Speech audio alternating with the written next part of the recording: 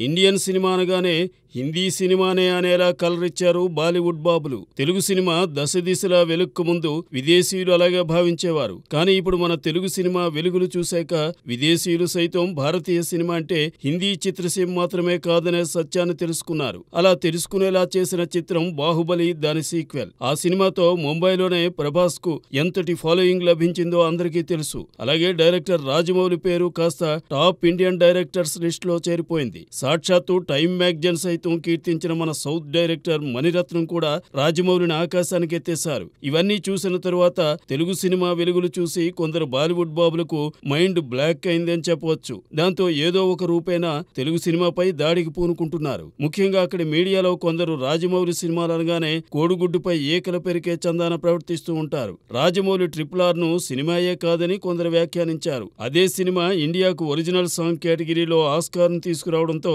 ఆ బాబులు జీర్ణించుకోలేకపోయారు.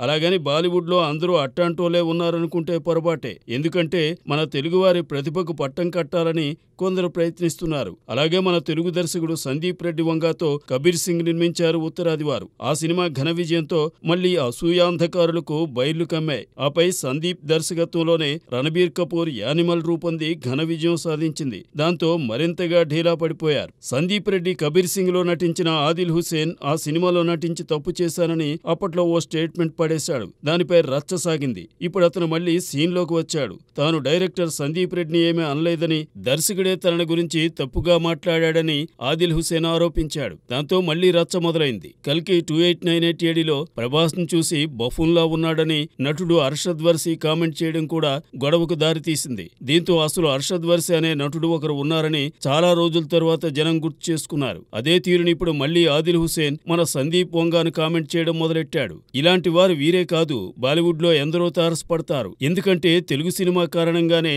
ఇండియన్ సినిమాగా చెలామణి అవుతున్న హిందీ చిత్రసీమ ఉనికి మసకబారుతోందని వారి ఆవేదన.